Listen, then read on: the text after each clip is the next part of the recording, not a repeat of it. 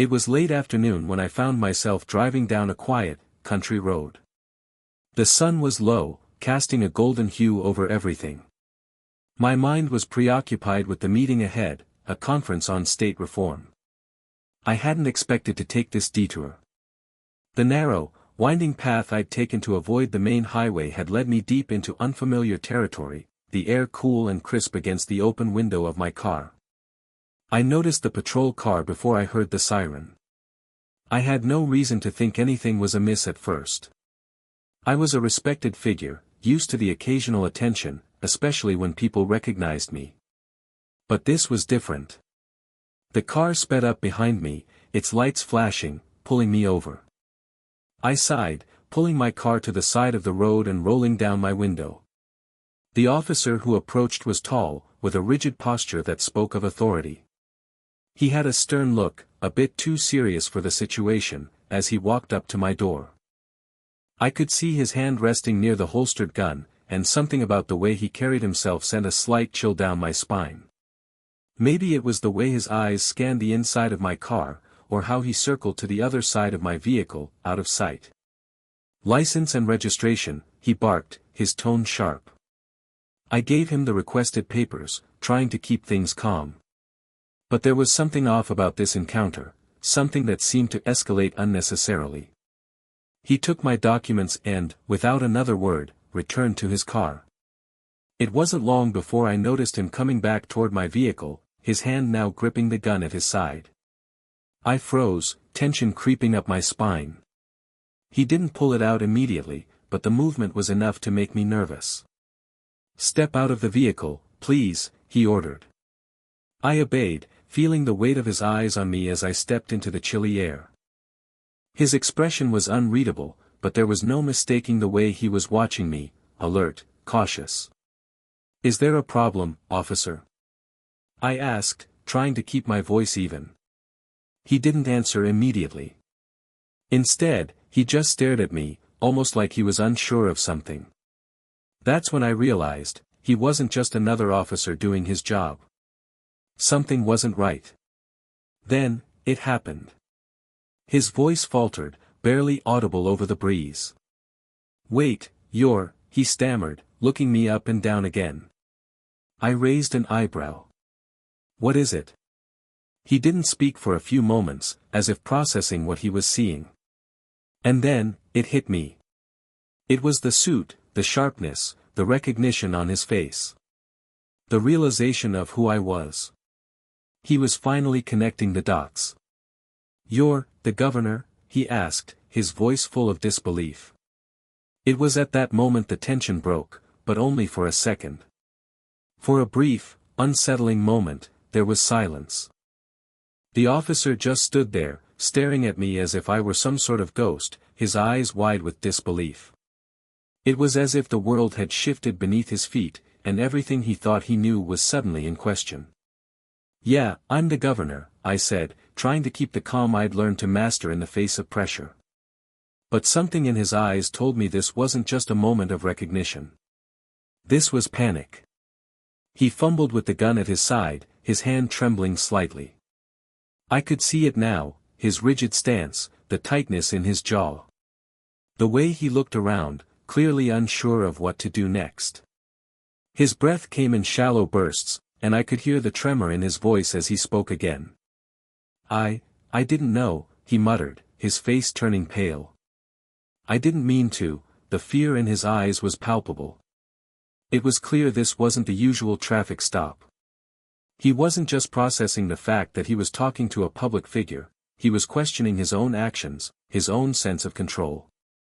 The power dynamic had shifted in an instant, and he didn't seem ready to handle it. I took a slow step back, hands raised slightly in a gesture of peace, though I knew it wouldn't calm him. The power I held in that moment wasn't one I wielded often. I wasn't used to seeing someone falter like this in front of me, but here he was, unsure, panicking. "It's okay, officer. Just, let's take a step back. You're clearly shaken. Just put the gun down." The words barely left my mouth before I saw his hand move, as if the mere suggestion had triggered something deep in him.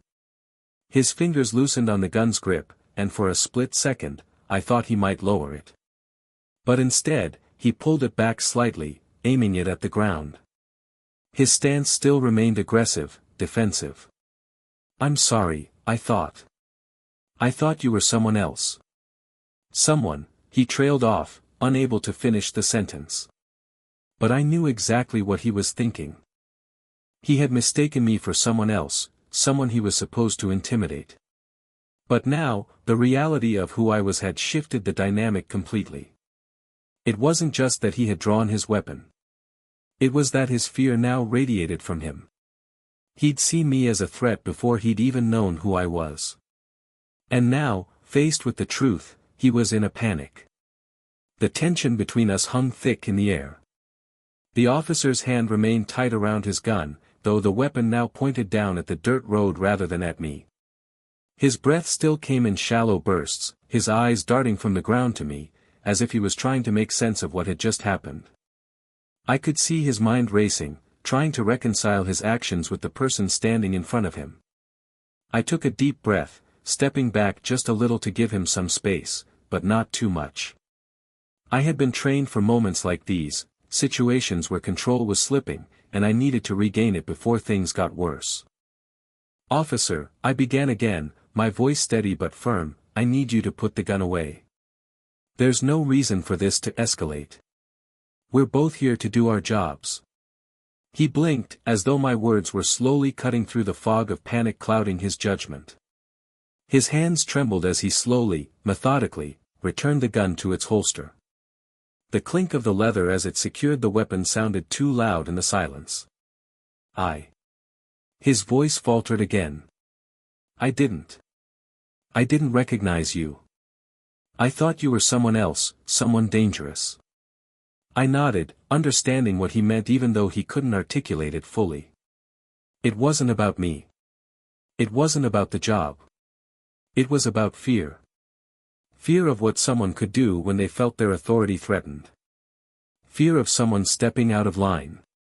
Fear that, in the vast loneliness of a rural road, he might have overreacted. "I know," I said quietly. "But you need to understand something. I'm still just a man, just like anyone else. But I also happen to be the governor of this state. My job isn't just about politics. It's about responsibility. You're not the only one who carries that weight, you know." The officer stood silently for a moment, looking as though he was weighing my words. His shoulders hunched slightly, and his eyes avoided mine as he tried to regain his composure. "I didn't mean to disrespect you," he said after a long pause. I just reacted." "I get it," I said with a reassuring tone. "I get it. But what matters now is how we move forward from here. I can't have this turning into something bigger. Not out here, not like this." The officer swallowed hard, and I saw a brief flash of humiliation cross his face. It wasn't just about the gun anymore, it was about what had almost happened. The unspoken tension between us was palpable. I could have let this go further. I could have made this into a political moment. I could have used my position to tear him down, to remind him of his mistake. But I didn't. Because that wasn't the kind of leader I wanted to be. Instead, I looked at him with quiet authority, and I made a choice. "You're gonna let me go, officer. No more trouble. Just a mistake, all right?" He nodded, his expression a mixture of guilt and relief. Slowly, he stepped back and signaled for me to get back into my car. His movements were stiff, but at least the gun was no longer a threat. I climbed back into the driver's seat, starting the engine. Before I drove off, I turned back and saw him standing there, watching me. And for a moment, I wondered if he'd learned anything from this. If anyone would. I didn't look back as I drove away, but the image of that officer, still standing on the side of the road, lingered in my mind. The situation had been diffused, for now, but the unease stuck with me. In the back of my mind, I knew that it wasn't just this officer who needed to rethink his actions, it was a much larger system. As I drove down the road, the weight of what had just happened began to settle in. I was shaken, but not because of the officer's actions. It wasn't the fear of being targeted, or the gun, or the panic that had been in the air. It was the realization that something as simple as a mistaken identity had almost spiraled into something far worse. What if I hadn't been who I was? What if the wrong person had been in my place, someone without the training to handle such a moment? I could feel the tightness in my chest. There were people who didn't have the luxury of a title, of public office, who were forced to face these kinds of situations every day. No badge to show, no voice to be heard. I pulled over to the side of the road a little ways ahead, near a field where the late sunlight cast long shadows across the tall grass. The quietness of the area was calming, but the thoughts swirling in my head weren't. Was this just an isolated incident, or was it a microcosm of a larger issue? I thought back to the officer, his initial fear, the tight grip on his weapon, his quick assumption of who I might be. The truth was, he had feared what he didn't understand. He had acted out of uncertainty, doubt, and a readiness to protect himself. But he hadn't considered the reality. He hadn't known who he was facing, and once he did, he was forced to confront his own vulnerabilities. But that fear, that moment of panic, had consequences. It wasn't just about him and me anymore, it was about the systems that shaped these moments, the decisions that people made based on assumptions and biases they didn't even realize they carried. And I couldn't shake the feeling that this wasn't the last time I'd be faced with something like this. As the sun dipped below the horizon, I took a deep breath, forcing myself to focus. I had to move forward. There was still work to be done. My meeting, the campaign, the issues that mattered to the people of this state, it all needed my attention. But I couldn't shake the feeling that this was just the beginning of something larger. Something I would have to address head-on. The rest of the drive was quiet, but my mind was anything but. I was already thinking about how to address this situation publicly, what had happened, how it had happened, and why it couldn't continue. It was easy to point fingers, to blame the officer, but the truth was, we all shared responsibility for this. The police force, the people in power, the systems that had allowed fear and suspicion to take root. It wasn't just his mistake. It was a collective failure. And I knew that the only way to fix it was by confronting it head-on, in the open, without hesitation. When I arrived at my destination, I took one last glance at the rearview mirror. The officer was long gone, but the echo of that moment stayed with me. There was no turning back now. The next morning, I sat in my office, staring out the window. The sun had barely risen, and the office was still quiet, save for the soft hum of the city outside. I had a few hours before my next meeting, a few hours to figure out how to turn yesterday's incident into something productive. It wasn't a question of whether I should address it, it was how. How do I take this moment of tension, of fear, and turn it into something that could spark real change? How do I talk about what happened in a way that didn't just protect my image but actually made a difference? I had already made the decision to hold a press conference. It wasn't going to be easy. The media would undoubtedly twist the story. It was a chance for me to speak directly to the people, to explain what had happened, and more importantly, to talk about the larger issue at play. I pulled out a folder of prepared statements and started reading through them, but the words didn't feel right. They were too scripted, too safe. This wasn't a time for politeness. This was bigger than any press release. This was about a culture of fear, about the gap between people who have power and those who don't. I looked at the clock. It was time. The press conference was in an hour. I had to speak from the heart. I had to make sure this wasn't just another political moment, it had to be something real. Something that could actually make people think. The room was packed, cameras flashing, reporters scribbling notes furiously. I walked to the podium with a calm I didn't feel, feeling the weight of all their eyes on me. They were waiting for the story, for the drama. But I wasn't about to give them that. "Thank you all for coming," I began, my voice steady, carrying across the room. "I know you've all heard about the incident that happened yesterday, and I wanted to speak directly to you about it." There was a slight murmur in the room, and I could see the camera's shift focus, the anticipation building. I cleared my throat. I was pulled over by a police officer on a rural road, I continued. The officer believed I was someone else, someone he thought might pose a threat. His reaction was based on fear of the unknown. And when he realized who I was, fear turned to panic. I paused for a moment, letting the silence hang. We've all felt fear, I said, my voice quiet but firm. We all have moments where the unknown causes us to react. But we cannot allow fear to dictate our actions. Not as leaders. Not as citizens.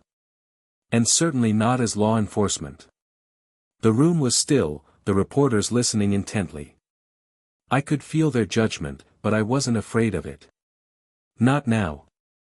Not after what I'd learned.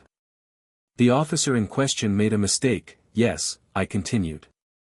But that mistake was not just his. It's a symptom of something much larger, something we all have to address. It's about how we view each other. It's about the assumptions we make based on appearances, based on fear, based on what we think we know. I glanced across the room, making eye contact with a few reporters. This incident wasn't just about me. It's about everyone who's ever been judged too quickly, who's been treated with suspicion or hostility because of how they look or where they come from. It's about the systemic issues that allow these assumptions to thrive. I could see the tension in the room. Some reporters scribbled notes, others waited for the punchline, but there was no dramatic conclusion. No gotcha moment. Instead, I leaned into the microphone and spoke directly, deliberately. I'm not here to blame this officer, and I'm not here to excuse his actions. I'm here to say this: we all have a responsibility. To ourselves. To our communities. To the people we serve. It's time we had an honest conversation about fear, about prejudice, and about how we can work together to make sure that no one else is ever in a position where they're judged based on assumptions or fear. I could feel the shift in the room. There was no instant applause or flashing cameras. But there was a change. People were listening. I'm committed to ensuring that this doesn't become just another incident. This is an opportunity. An opportunity to make real change. To build trust between the public and the police. To build trust in our leadership. And to ensure that we move forward together, as equals. I stepped back from the podium, my words lingering in the air. The press conference wasn't the end, it was just the beginning. But I had made my point. And now, the real work began. The aftermath of the press conference was more intense than I had anticipated. It wasn't just the media frenzy that followed, nor the social media storm that raged for days. It was the reaction from people, both those who supported me and those who couldn't understand why I was making such a big deal out of what they saw as an isolated incident. The headlines exploded almost immediately. Some were supportive, praising my calmness and leadership in a difficult situation. Others were less kind. Critics labeled it a publicity stunt, claiming I was exaggerating the officer's mistake. A few even accused me of using my position to make a bigger issue out of a small misunderstanding. But the most surprising backlash came from within my own circle. People who had once praised my policies and my leadership now questioned whether I had made the right call. My political advisors worried that I'd opened up a Pandora's box that we wouldn't be able to close. "You've given the opposition too much ammo," one of them said during a tense meeting. "This could come back to haunt us." I listened, but I knew deep down that the worst thing I could do was back down now. I couldn't remain silent or shrink away from the conversation just because it was uncomfortable. It was bigger than politics. It was about trust, justice, and how we as a society viewed each other. The system wasn't just flawed, it was broken in ways most people didn't want to confront. But as the days passed, I began to feel the weight of the decision I'd made. Every news station, every social media post, felt like a magnifying glass on the issues I'd raised. And for the first time, I wasn't just the governor of a state, I was the face of an argument. An argument that people had been avoiding for far too long. I spent the next few days in meetings, both public and private, trying to keep the momentum going. We started organizing town halls, open forums where people could speak about their concerns, whether it was with law enforcement, politics, or the social issues that underpinned it all. I thought it would be a good way to keep the dialogue going, to show that I wasn't just using this moment for my own gain, but that I was genuinely committed to change. At one of the town halls, the tension was palpable. People came in with their own personal stories, of being pulled over, of being judged based on their appearance, of feeling like they didn't matter. Some of them were angry, others confused, but all of them were looking for answers. I spoke with one woman in particular who had lived through her own encounters with law enforcement. Her voice trembled as she described being stopped on a quiet street late at night, her car searched, and how she had been treated with suspicion. She wasn't a criminal, just a woman on her way home, but to the officer, she was something else. Something to fear. I didn't know if I was going to make it out of that stop alive, she said quietly, her hands clenched in her lap. They didn't care who I was. They only cared about what they saw. The room was silent after she finished. There were no words for a moment, just the weight of her story. She wasn't alone. There were others in the crowd, too, who shared similar tales. It wasn't just an isolated incident. It was a pattern. As I listened, the truth became clearer. This wasn't about fixing one officer's mistake, it was about changing the culture, about addressing the systemic issues that created these kinds of moments in the first place. When I spoke again, my voice was firmer, more resolute than before. This isn't just about law enforcement. It's about us. It's about how we view each other.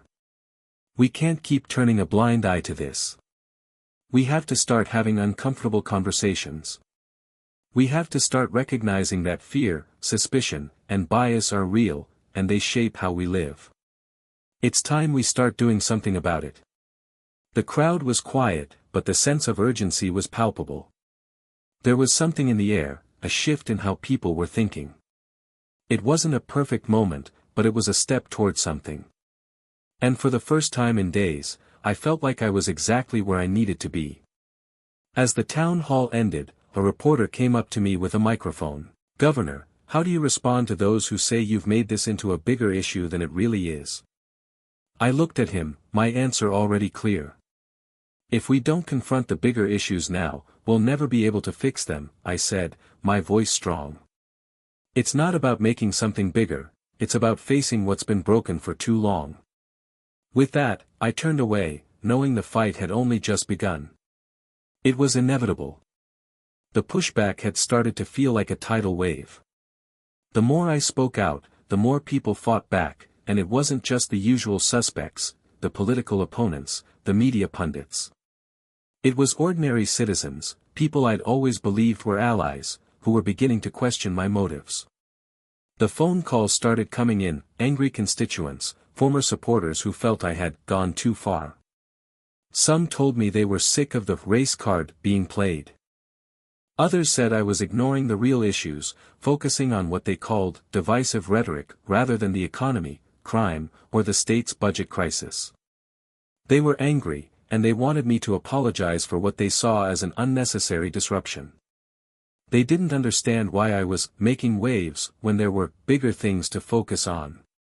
At first, I tried to reason with them, explaining the broader picture. But it was clear that the divide was growing deeper. It wasn't just about police officers and mistaken identity anymore. It had become a referendum on leadership, on what kind of leader I was willing to be. The line had been drawn, those who were with me and those who thought I was pushing an agenda that didn't belong in the public conversation. One night, as I sat in my office, I was staring at a stack of letters, mostly from people who felt I was betraying their trust. There were even a few threats mixed in, veiled behind comments about stepping down or losing the election. My phone buzzed, a text message from my chief of staff, Peter. "They want a debate. The opposition is calling for one," the text read. I read it over twice. A debate? I hadn't anticipated this. The press had already escalated the situation, but now it seemed like it was turning into a full-blown war. If I agreed to a public debate, they'd paint me into a corner. If I didn't, they'd accuse me of running away from accountability. I knew it was coming. They had been waiting for this. My opponent, a conservative politician who had been watching from the sidelines, saw an opening. He had spent the last few days ramping up his campaign with pointed criticism. He didn't just disagree with my stance on police reform. He thought I had overstepped my role as governor entirely. The next morning, Peter walked into my office with a grim expression. "They've made it official. The debate is scheduled for next week. You'll be facing Senator Hayes." I leaned back in my chair, letting the weight of the situation settle. A debate meant more than just defending my position. It meant I had to dismantle everything my opponents were throwing at me. It meant making people see that this wasn't about me, it was about the future. "I'll do it," I said finally, pushing the stack of letters aside. "But we need to make sure we control the narrative. We can't let them paint this as a distraction. This is about leadership. This is about trust." Peter nodded, clearly already preparing for the next phase of the campaign. "I'll get our team on it. But, Governor, you need to be ready. This is going to get ugly." The night of the debate came quickly. The venue was packed, the air tense with anticipation. My team had prepped me for every scenario, every angle my opponent might throw at me. But as I sat backstage, the nerves began to creep in. This wasn't just about politics anymore. It was personal. It was about what kind of country, what kind of state, we were all going to live in. Senator Hayes was waiting at the podium, his face a picture of calm confidence. He'd spent the last week hammering me with accusations that I was fueling division, that my focus on police reform was an attempt to weaken law enforcement. He knew how to push the buttons. He was a seasoned politician, skilled at manipulation. When my turn came, I stepped up to the podium and faced the audience. The lights were blinding, the noise deafening. But I was calm. I had to be. This was my chance to cut through the noise, to make the people understand that I wasn't here to be liked. I was here to do what was right. "Senator Hayes," I began, looking directly at my opponent, "I appreciate the chance to speak with you tonight. But let's be clear, this is not about party lines. This is about right and wrong. This is about the kind of country we want to be. Do we want to be a nation where we allow fear to control how we treat each other, or do we want to be a nation where trust, understanding, and respect are the foundations of our society?" The crowd was quiet. Hayes smiled smugly, already preparing his rebuttal. "You're asking the wrong question, Governor," Hayes shot back, leaning into the microphone. "What you're doing is undermining the very institutions that keep this state safe. You want to make excuses for the criminals, for those who disrespect law enforcement, and at the same time, you're demonizing those who protect us every day." His words were sharp, calculated. But I was ready. "Senator," I replied, my voice cutting through the tension, "it's not about making excuses. It's about making sure that everyone, gets a fair shot. It's about making sure that no one is treated differently because of their skin color or the fear that someone else feels when they see them. We cannot keep ignoring the system that perpetuates these injustices." The room was charged. I could see the shifting expressions of the crowd, some nodding, others still skeptical. But this was my moment. I wasn't going to back down. The debate went on, but I knew the seed had been planted. I had stood my ground, and for the first time in days, I felt like I had the support of the people, those who were ready for a real change. The following days were filled with more scrutiny, more attacks. But I didn't care anymore. The real work was just beginning. This was more than politics, it was about justice, about setting a precedent for what kind of society we wanted to build. I wasn't going to back down. Not now. Not ever. The weeks after the debate were a blur of intense media coverage, political maneuvering, and public rallies. Despite the continued backlash, something in the public consciousness had shifted. The conversation had moved beyond the incident with the officer, beyond the debate, and into a broader discussion about what kind of state we wanted to be. It wasn't just about me anymore. It was about every citizen who had ever felt unjustly targeted or marginalized. It was about those who had been silent for too long, waiting for someone to speak up. And now, people were listening. The news cycle had been relentless, but more and more voices were emerging in support of the movement I was trying to build. Local community leaders, activists, and even former critics began to speak out, saying they had been wrong to dismiss the need for change. It wasn't just politicians anymore, it was real people, people who had seen firsthand how fear and prejudice could undermine the very fabric of society. I started to feel it, the momentum. The slow, steady rise of something real. I had always known that true change didn't happen overnight, but now, I could feel it in the air. It was no longer a battle between me and my opponents. It was a battle for justice, for the soul of our state, and, ultimately, for the soul of our nation. I stood at the podium once again, this time at a rally in a small town just outside the capital. The crowd had gathered in the hundreds, all ages, all backgrounds. They were here for more than a politician, they were here for a cause. I spoke not as the governor, but as someone who had been through the fire, who understood that leadership wasn't about popularity, it was about courage. Courage to stand up when it was hardest. Courage to speak the truth even when it would cost you. And most importantly, courage to fight for those who couldn't fight for themselves. I know this isn't easy, I said to the crowd, my voice clear and strong.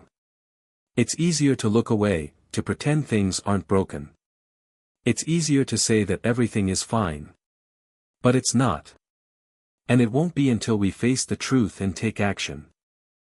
We have a responsibility, to our families, to our communities, to each other, to make this state a place where everyone is treated equally. Where fear no longer drives our actions. Where we choose understanding over suspicion. I paused, letting the words hang in the air. This wasn't just another speech. This was a call to action. It was my declaration that this moment was not just a blip on the radar, it was a turning point.